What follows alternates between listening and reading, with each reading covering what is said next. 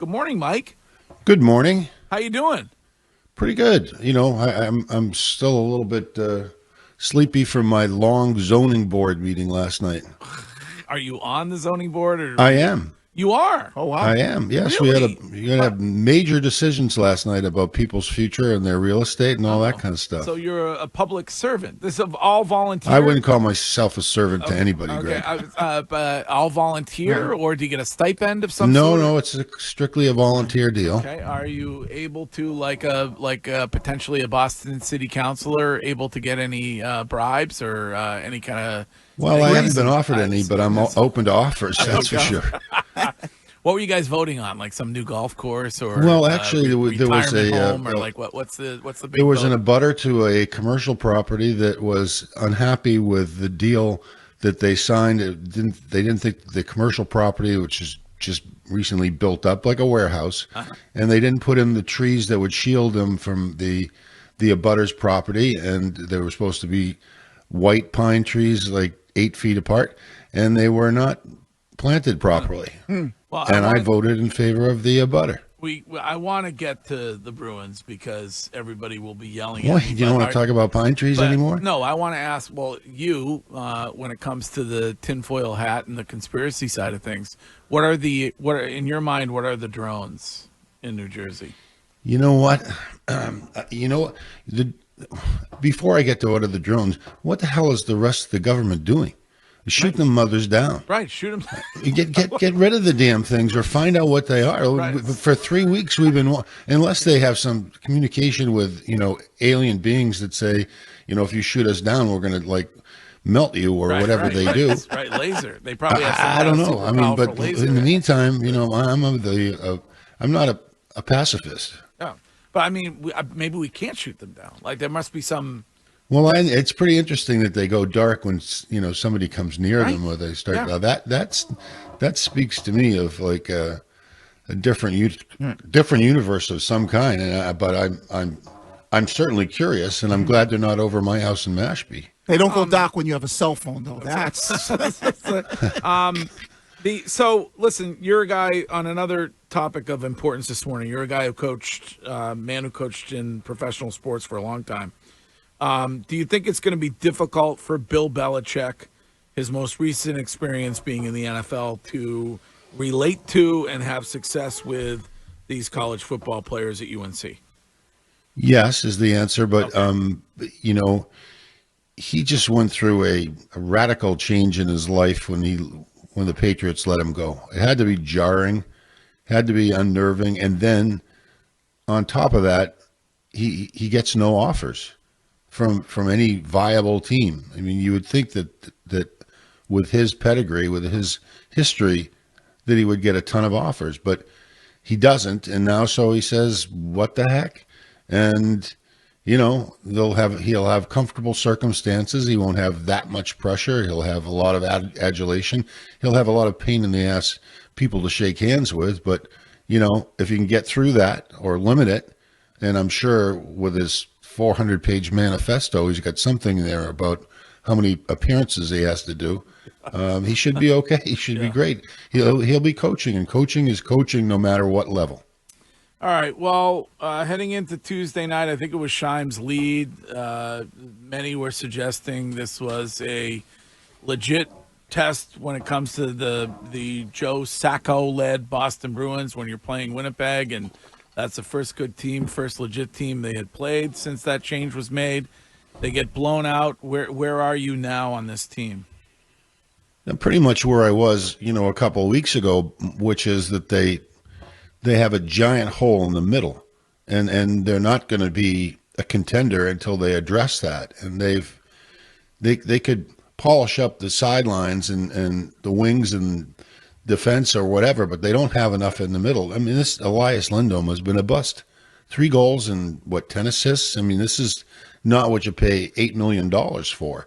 Not to mention Zadorov, who's been, once in a while he hits somebody, but the rest of the time he's in the penalty box or making really what I think are inefficient and not very studious plays on the ice. I mean, they looked like they had grasped a concept of defensive efficiency under Joe for the last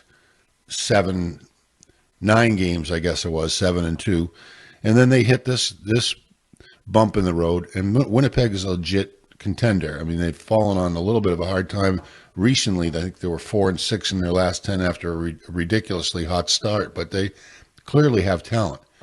And the Bruins, for whatever reason, weren't ready, and I read that they felt their practices weren't good.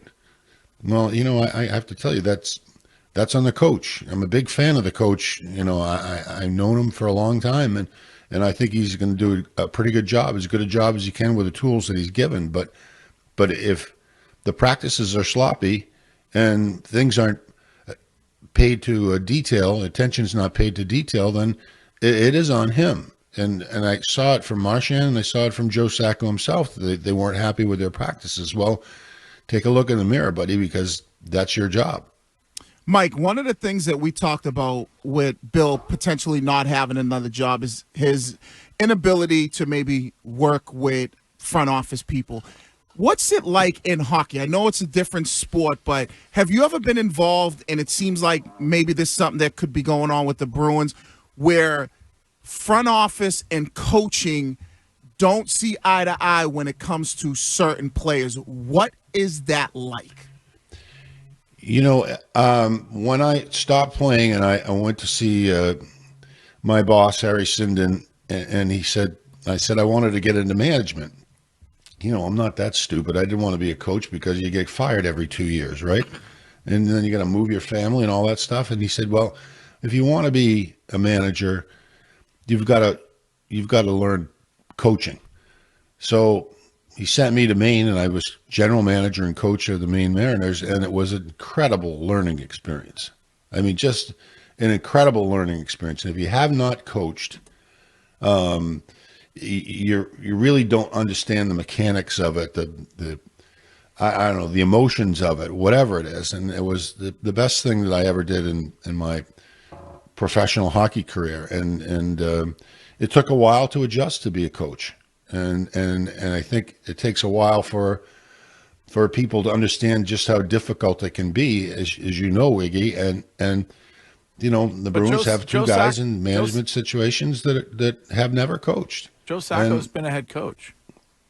Sacco's been a head coach, but I was talking about the management side of it. About Don Sweeney. It's hard for them to grasp how things work in the locker room, how difficult it is to manage, and especially since the guy in the locker room is the guy that's, he's the guy that's trying to drive the bus with your players.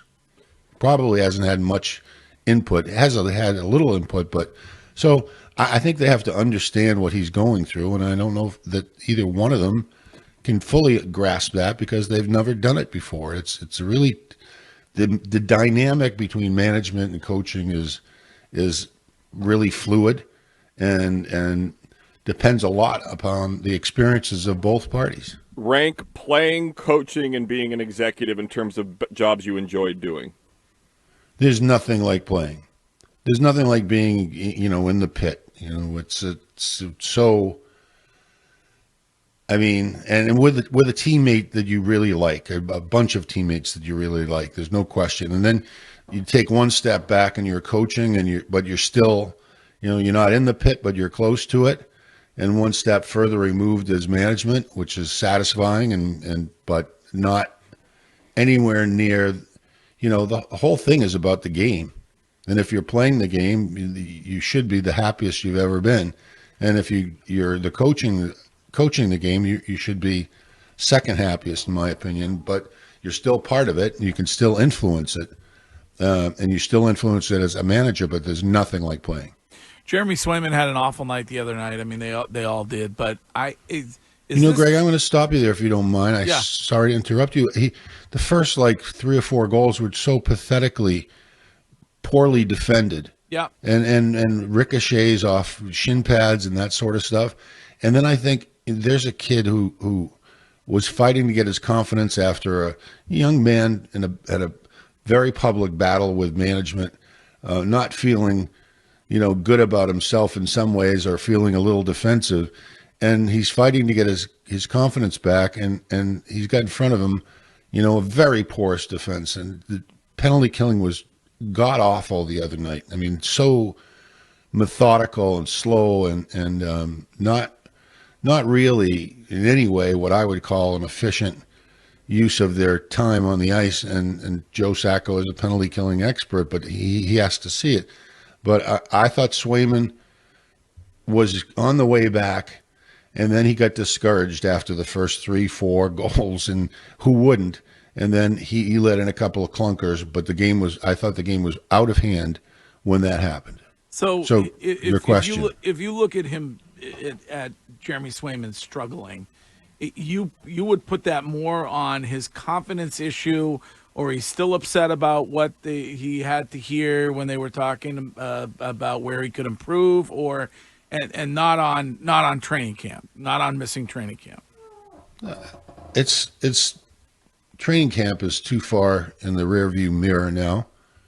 I don't think there's shouldn't be any impact of this. I think the team's struggles have compounded his own personal struggles, and I think, I think the mind is a terrible thing to waste, right? And his mind right now is like I don't think he really feels comfortable with his teammates, or comfortable with the defense in front of him, or with his game. When somebody scores from below the goal line, as they did in Winnipeg the other night, something's wrong, because this kid is mechanically. When I've seen him on his game, he's been as incredible as a mechanical goaltender, moving side to side, gearing up for the angles, making everything look easy. And when somebody scores from behind the goal line, something's amiss. Mike, in football, we criticize the coach a lot for penalties, especially, pre-snap penalties. They put that on the coach. But when you look at this Bruins team, they're the most penalized team in the NHL, and it's by a pretty good amount. Where does that come from? I think it comes from two things: skating, quickness or agility, I guess, all included in that, and intelligence, because you want to put yourself in a position where you can ride somebody into the wall and not take a penalty. But if you're a half step behind, you're reaching, and then you put yourself in a position where the referees can make an easy call. So I think it's quickness, it's intelligence, and maybe I should add a third thing: a little bit of discipline. Because when you're in a vulnerable position, a weak position, and if you have to resort to a hook or a hold or something like that, you're going to get the 2 minutes. Your arms are outstretched 90% of the time, especially now in this wimpy rule about slashing. When you hit a guy on the stick and you get 2 minutes, which still baffles me, you have to understand that that's the way it goes. And learn from it, but they haven't been able to do that. So is that a front office thing, not being able to recognize? Because when you bring up discipline and not like a lack of focus, is that the front office not being able to recognize players that could be lacking those two things, or is that coaching not being able to get it out of them? Yeah, or is it just the player can't get past that? That's just who he is as a player. I think it's a combination of things, but in the end, it's on the player. It's on the coach first, because we talked about this. You're closest to the pit. You're the one in the action. You're the one that has to be responsible for what goes on. But listen, I can't tell you that you can absolve the guys upstairs who pay Elias Lindholm for 13 points after a third of the season, and for Zadorov, who leads the league in penalty minutes. These guys they're not living up to the hype. And so that's where management has to take responsibility. But in the meantime, if Zadorov is taking penalty after penalty, sit his fat ass down. Mike Milbury, you always live up to the hype. So thank you for taking the time this morning. Yes. I will not be here next Thursday. I'm here through Wednesday. So happy holidays, Merry Christmas. I hope you get everything you want and more. Thanks. I've already got everything I need. Oh, Fantastic. Pretty good. I will not send my Yes. gift then. I will. I had one that was going in the Oh, if mail. it's red wine, please That's- send it. All right, Mike. Thank you.